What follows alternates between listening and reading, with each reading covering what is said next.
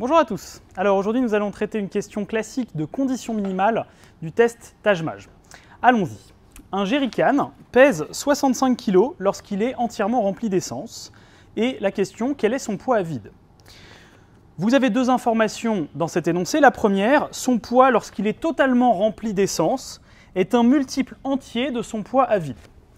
Deuxième information, lorsqu'il est rempli au tiers, son poids est de 25 kg. Alors quand vous avez ce type d'énoncé, vous devez d'abord décomposer la formation des différents objets.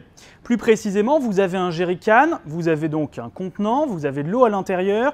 Si vous commencez cet exercice en notant par exemple J, le poids du jerrycan complet, c'est-à-dire le contenant et l'eau qui est à l'intérieur, c'est déjà une association de deux choses. À partir de là, ça risque de compliquer l'exercice. Il vaut mieux que vous preniez des choses qui soient plus simples. Donc vous allez appeler, première chose, donner des définitions. Vous allez appeler par exemple V, le poids du jerrycan à vide. Et vous allez appeler L, le poids du liquide qui est nécessaire pour remplir ce jerrycan. Avant de vous intéresser aux informations qui sont proposées, information 1, information 2, vous devez d'abord savoir quelles sont les informations qui sont contenues dans l'énoncé. Et dans l'énoncé, ce que nous savons, c'est que le poids à vide plus le poids du liquide nécessaire pour remplir ce jerrycan est de 65 kg. Première question, qu'est-ce qu'on a? Réponse, V plus L égale 65. Qu'est-ce qu'on veut? Deuxième question qu'on se pose. On veut trouver le poids à vide. Naturellement, on peut réfléchir ici à ce qu'on a et ce qu'on veut. Quelles sont les différences? Ici, on cherche V. On a V plus L égale 65. Donc, il nous manque L en quelque sorte. Autre façon de voir les choses, on a deux inconnus, V et L. On en cherche une, donc on cherche à résoudre le système, et il nous faudrait donc une deuxième équation. Ici, on n'a qu'une seule équation, et pour résoudre un système, sans rentrer dans les détails, il faut que vous ayez, pour un système à deux inconnus, il faut que vous ayez deux équations.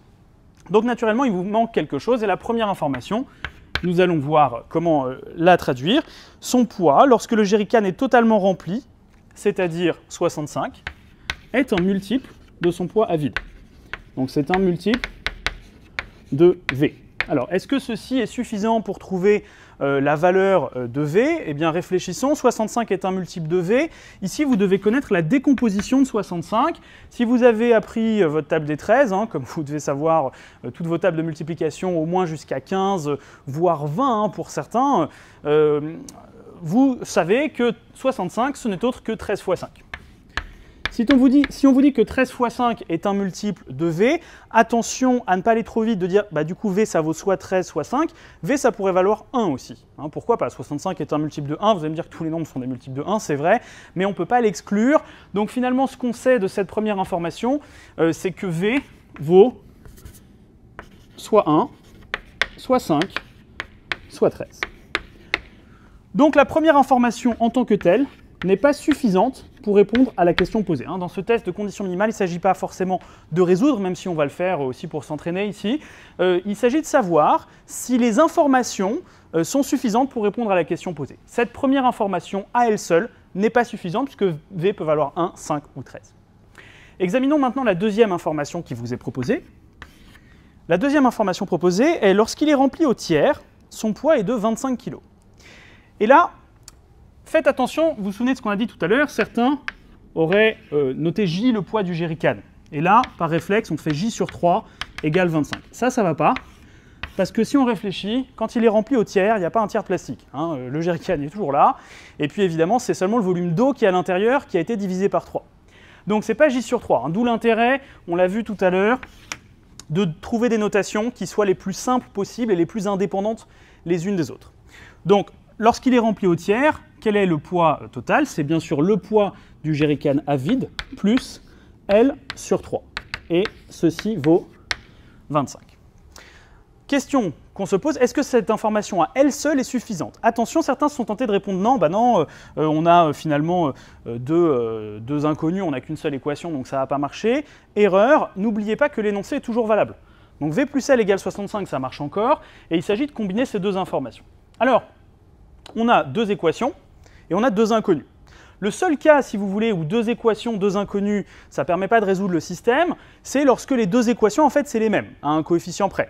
Par exemple, si je vous donne x égale 2y et qu'ensuite je vous donne x plus 3 égale 2y plus 3, on voit rapidement que cette deuxième équation, c'est une fausse équation, si vous voulez.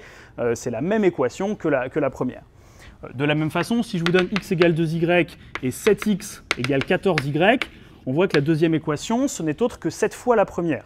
Donc là aussi, deux équations qui dépendent les unes des autres, ça ne va pas nous aider.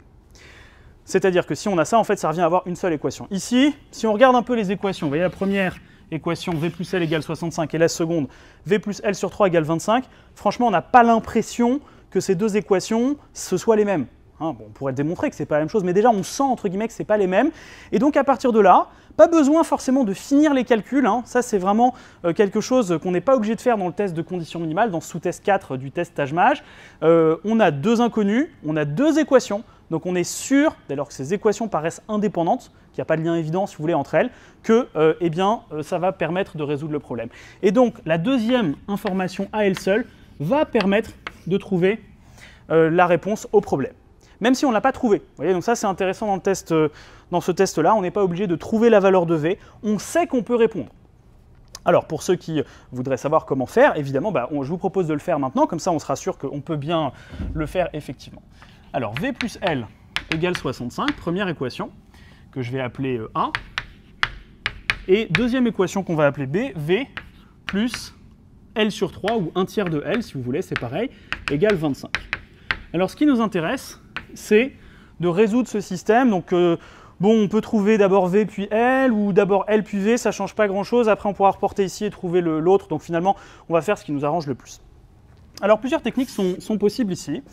Une première technique, ce serait de procéder, vous en avez l'habitude, par substitution. C'est-à-dire écrire V, c'est 65 moins L, remplacer et continuer de faire les calculs. Ce n'est pas forcément la méthode la plus simple. Hein. Quand vous avez deux équations, vous pouvez aussi les regarder un petit peu, voir ce que vous pouvez faire de ces deux équations pour les simplifier en les combinant. Et là, il apparaît par exemple que si vous prenez la première équation moins la deuxième équation, les V vont complètement disparaître. Là, ça, c'est assez intéressant parce que vous n'aurez plus qu'une seule équation, une seule inconnue. Faisons-le pour voir. Ce n'est pas la seule méthode, bien sûr, mais on peut faire ça. Si on fait la première ligne moins la deuxième, les V disparaissent. Il nous reste L moins 1 tiers de L, c'est-à-dire 2 tiers de L, égale 65 moins 25. Hein, pas oublier que si on retranche ici, on doit retrancher dans le membre de droite également. 65 moins 25, c'est-à-dire 40. C'est-à-dire 2L égale 120, c'est-à-dire L égale 60. Alors L égale 60, ce n'était pas exactement ce qu'on cherchait. Ce qu'on cherchait, c'est le poids à vide. Mais comme V plus L vaut 65, une fois que vous avez L égale 60, naturellement, vous obtenez V égale 5. Alors, ça, c'était une première méthode pour résoudre ce système. Vous voyez, combiner les lignes de façon intéressante pour aller plus vite. Ça, c'est important parce que même si vous savez faire cette question et qu'elle vous semble facile, le plus vous arrivez à gagner de temps sur les questions faciles, plus vous aurez de temps évidemment aussi sur les autres questions qui vous sont moins familières, on va dire. Alors, une deuxième méthode possible, ça consiste à se dire, bon, moi, j'aime pas trop les fractions, là, 1 tiers de L, parce que ça risque de me causer des problèmes. Voilà, les fractions, si on peut éviter les fractions, les signes moins, tout ça, autant l'éviter. Et il y a une solution facile pour se débarrasser de ce 1 tiers de L, c'est de multiplier cette ligne par 3. Et ça, on peut le faire, multiplier les deux membres d'une même égalité par 3. On obtient à ce moment-là V plus L égale 65, ça n'a toujours pas changé. Et on multiplie cette ligne par 3 et on obtient donc 3V plus 1 tiers fois 3, donc 1, 3V plus L égale 3 fois 25, n'oubliez pas, 75. Alors ces deux équations, on va leur donner un autre nom pour pas confondre avec ce qui précède, étoile et double étoile par exemple. Et voilà deux équations. Vous allez me dire, oui, bon d'accord, il y a plus de 1 tiers, mais bon, l'équation n'est pas tellement simple. Bon, c'est vrai, mais si on les regarde bien là aussi, et que plutôt que de faire de la substitution, de nouveau on les combine, hein, vous voyez que là aussi vous pouvez gagner du temps, parce que qu'est-ce qu'on voit apparaître? Il y a L tout seul là-haut, et il y a L tout seul en bas. Donc si vous faites la différence entre les deux, les L vont s'éliminer. Alors, qu'est-ce qu'on pourrait faire? On pourrait faire cette ligne moins cette ligne, ça fait disparaître les L. Soyons un peu malins. Si on fait cette ligne moins cette ligne, 65 moins 75, ça va nous donner un nombre négatif. Et, comme on l'a dit tout à l'heure, on n'aime pas les signes moins, on n'aime pas les fractions. Autant faire l'opération dans l'autre sens, comme ça, le problème sera plus rapide à résoudre. Donc je vais faire la ligne 2 étoiles moins la ligne étoile. qu'est-ce qui va se passer? De ce côté-là, les L vont disparaître. 3V moins V, ça va nous donner 2V. Et ici, 75 moins 65, ça va nous donner 10. 2V égale 10, et donc de nouveau, V égale 5. Vous voyez, donc deux méthodes de résolution. Une fois de plus, on rappelle qu'on n'était pas obligé de faire cette résolution finale. On pouvait se contenter de remarquer qu'avec deux équations qui ont l'air indépendantes et deux inconnues, on sait résoudre le problème. Quelle est la réponse finale à cette question? Vous devez connaître absolument la méthodologie de ce test. Si vous ne la connaissez pas, on la verra dans une prochaine vidéo ou ensemble en classe. Lorsque la première information à elle seule n'est pas suffisante pour répondre à la question, et que la deuxième information à elle seule est suffisante, puisqu'on ne s'est pas du tout servi de la première ici, la bonne réponse à cette question est la réponse B. Alors, petite précision également, vous pouvez remarquer que les deux informations dans ce test ne sont jamais contradictoires. C'est vrai, finalement, si on regarde la première info, V valait bien 1, 5 ou 13, c'est vrai, V vaut 5, on a fini par le trouver.